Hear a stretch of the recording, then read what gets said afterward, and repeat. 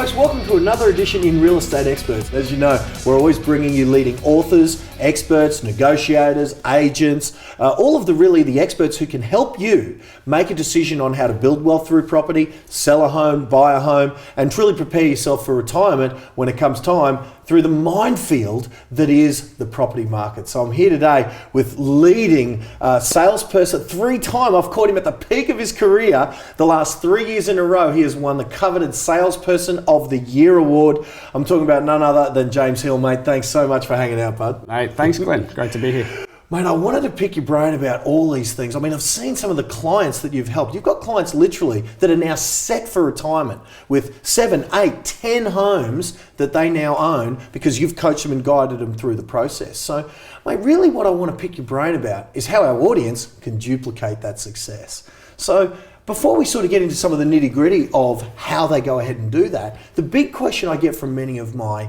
viewers is, should we be buying a property new, or should we be buying a property that's already there? There's all the pros and cons of buying new versus second-hand, I suppose. What are some of the benefits either way?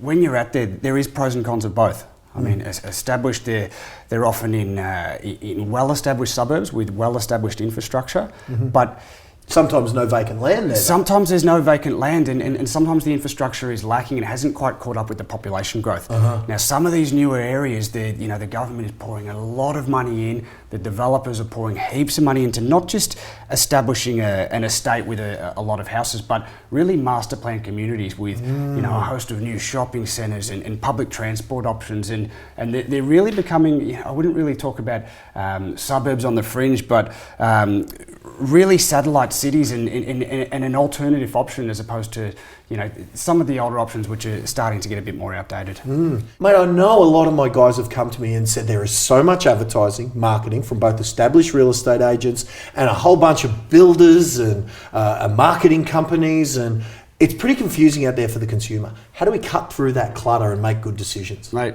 there's a lot of confusion out there.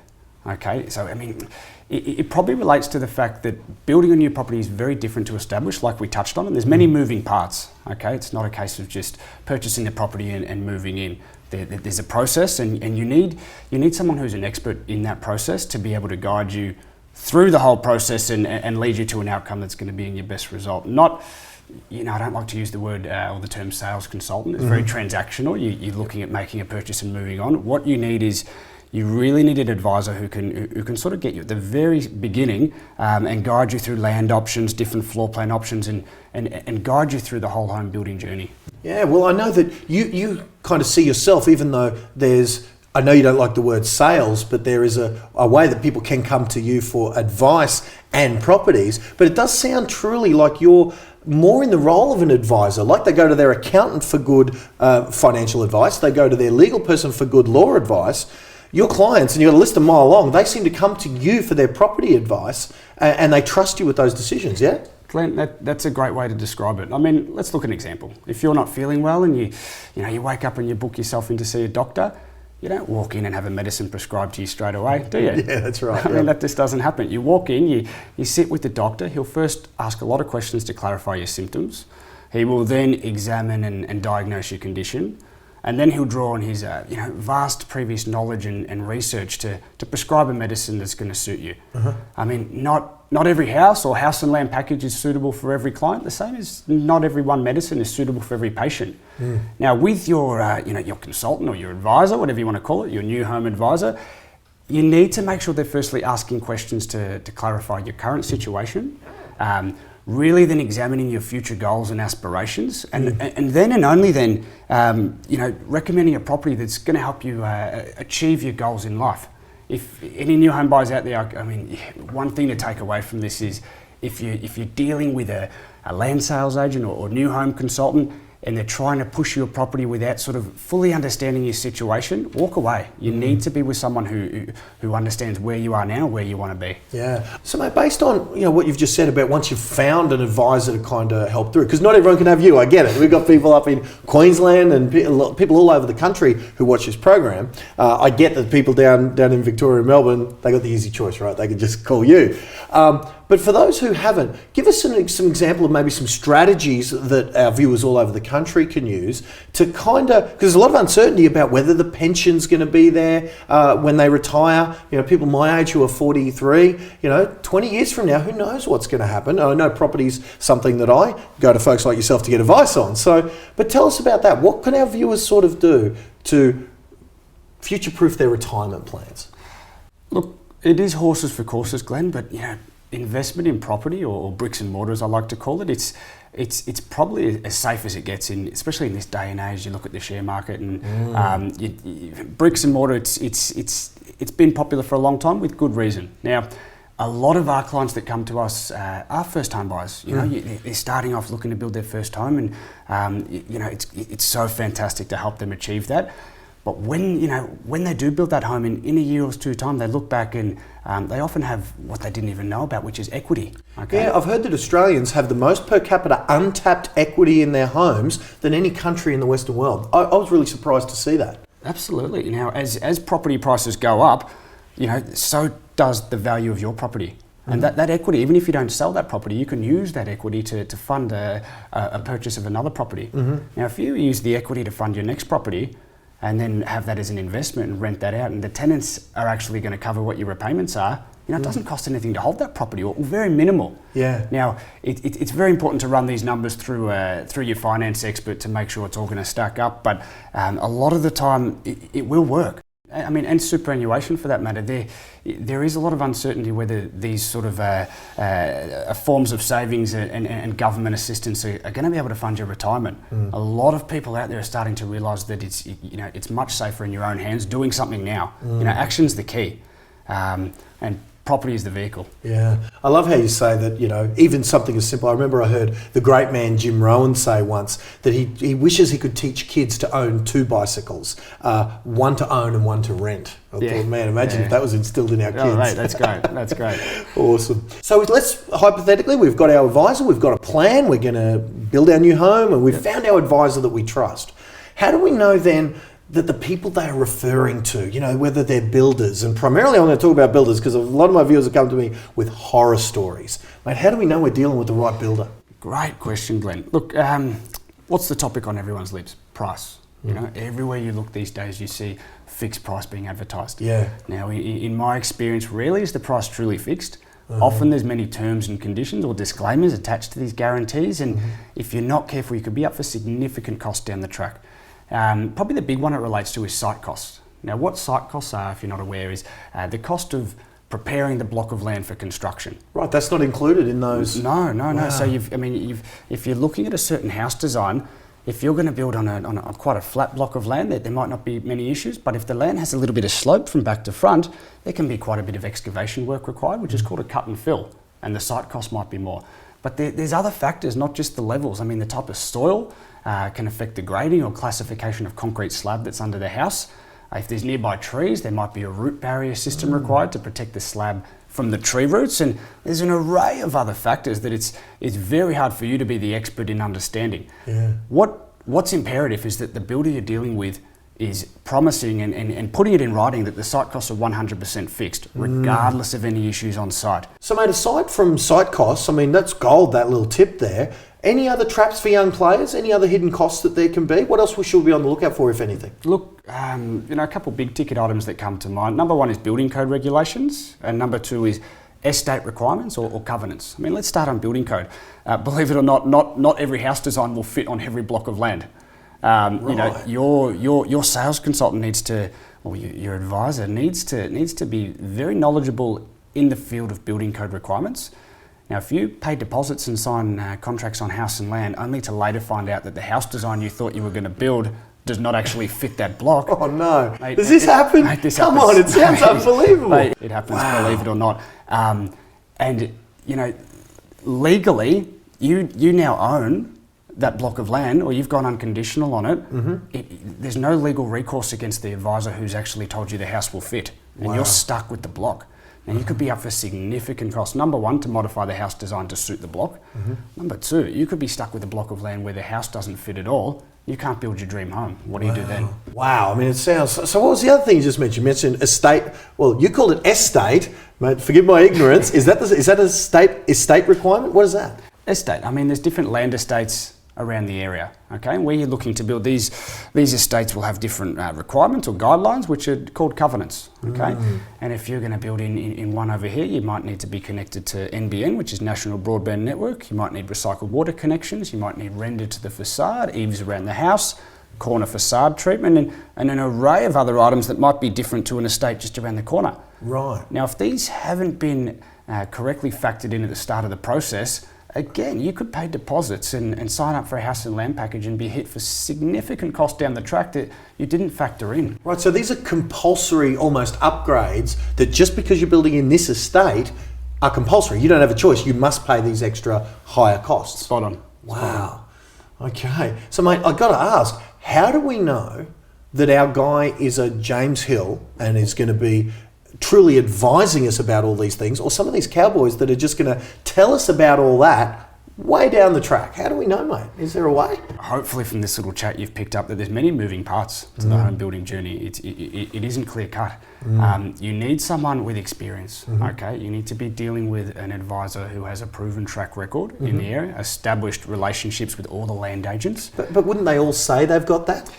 They need to be able to give you 20 to 50 phone numbers of clients that they've helped before that are living in the area that and have a proven track record on the board. Wow. You know, you need to be able to feel comfortable that you're not the first client, you know, sitting in front of this advisor that's, you know, advising you to make the biggest decision of your life. Wow. You know? And buying and building a new home, it is the single biggest investment and purchase that you'll make in your life, and you need to treat it with seriousness. Okay, you need to be sitting with someone who is an expert and has a proven track record. Yeah, James made it really easy, from finding the right bit of land to my finances and then the house on top of that. I reckon within a year I had 60,000 in equity, and it got me my next house. Yeah, we were worried probably about the cost and if things were going to change, and you know, you always hear stories about when they hit rock and you know it's all good, but we were told, you know, by James from the start that it was all fixed and nothing was going to change, and it didn't, and yeah, it was just really smooth. Yeah, we couldn't ask for more for our first home. It's given us the opportunity to expand our family, and we're looking forward to building our next home. We bought our first house in Broadford sort of 7 years ago, and we had a pretty bad run with our first house. It wasn't with Simmons, it was with another builder. A lot of uncertainty with things, a lot of promises that sort of didn't come through, and just the quality of the build wasn't really good. Once we sort of built the first one with Simmons, we didn't have any issues at all. You know, from the time that we sort of first spoke with you, right through to the office, and you know, the people that helped us and guided us through it, until we moved in, yeah, and we had a really good experience all the way through.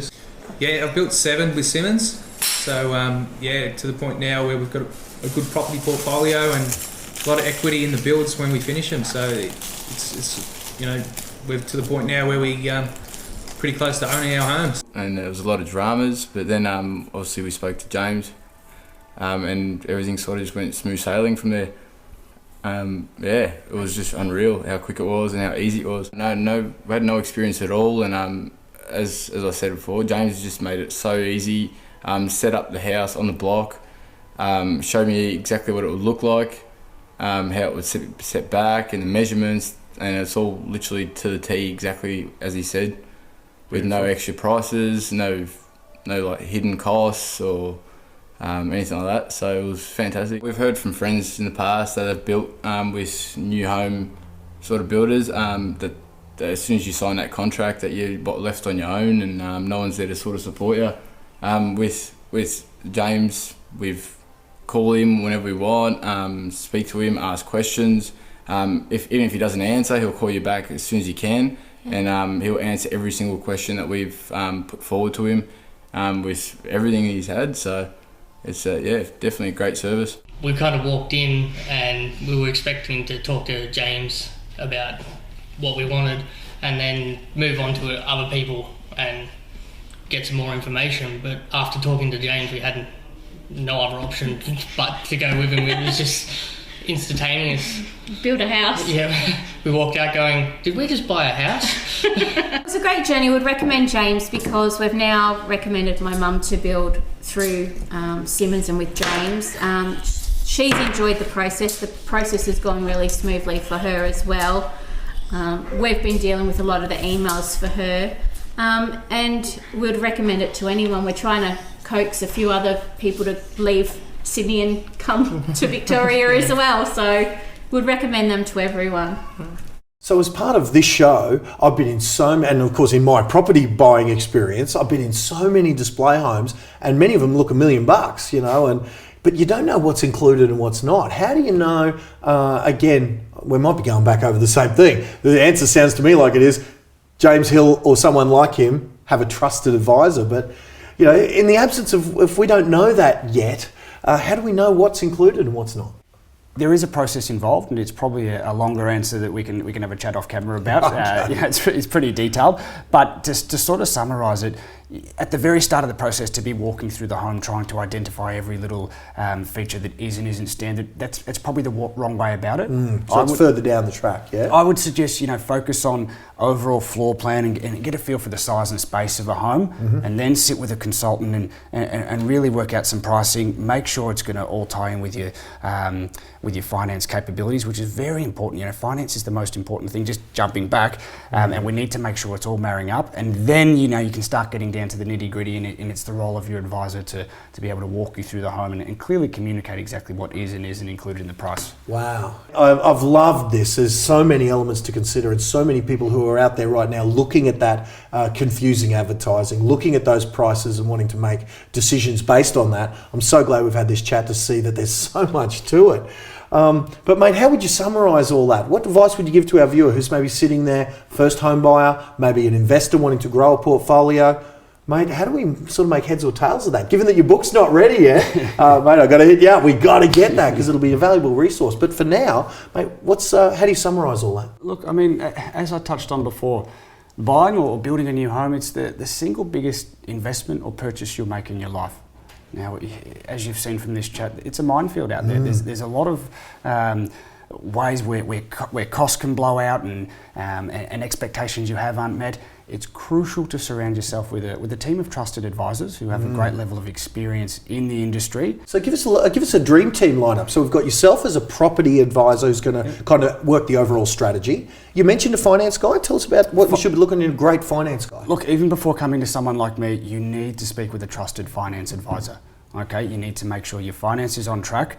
The last thing you want to do is be out putting down deposits and having a salesman, sort of pressure you into signing contracts on a house and land package, only to find out that later down the track you don't have the finance to support it, and no one wants to be in that situation. And I hate seeing clients that have been given bad advice, and unfortunately it's all too often. And you get to them too little, too late. It's too little, too late. You need to, at the very start of the process, before you're financially committed, sit with advisors and make sure that everything's marrying up with your situation and your goals and aspirations. Out of the sort of the three advisors that I have, where would you rank them as far as a property strategy expert like yourself, finance expert like yourself? Where does legal fit into it, like your conveyancing and your legals and stuff? Is that third? Because I kind of rank it third. But where would you recommend? Look, that's also very important as well. A lot of the if you're dealing with a big builder, which is, we haven't really touched on that, but that's what I'd recommend. A big volume builder that is very credible. What's going to be happening is you're going to be signing house and land contracts that are very standardised. So you definitely need a legal person to check it over. But as long as you're dealing with big, reputable builders and land developers, you're probably in good hands. Yeah, because they're not going to risk doing anything untoward because they've got too much at stake. That's right. That's right, Glenn. That's right. Yeah, cool. Thanks again so much for offering your advice to our viewers. I love having a dream team like this around me where I can, with the phone call, get on the phone to someone like yourself. Mate, with your permission, and thank you for this, I'll just pop your contact details up there that if any of my crew need advice from you, that you're available, man. So thank you so much. No problems at all. And mate, get that book done. We need you, bud. No, mate, I'll be in touch. Well done, mate. I really appreciate the time today. Fantastic. Thank you so much. Thanks, Glenn. So folks, in the can, that is another edition of Real Estate Experts. I hope you're as excited as I was about about that one. Do avail yourself of James's advice as he has offered there, because he truly is a guy who walks his talk. His Salesman of the Year for the last 3 years running was not by chance. He truly is helping everyday Australians make their property dreams come true, not just for the property investors, but everyday Aussies like you and me. So until next time, Glenn Twiddle signing off. Bye for now.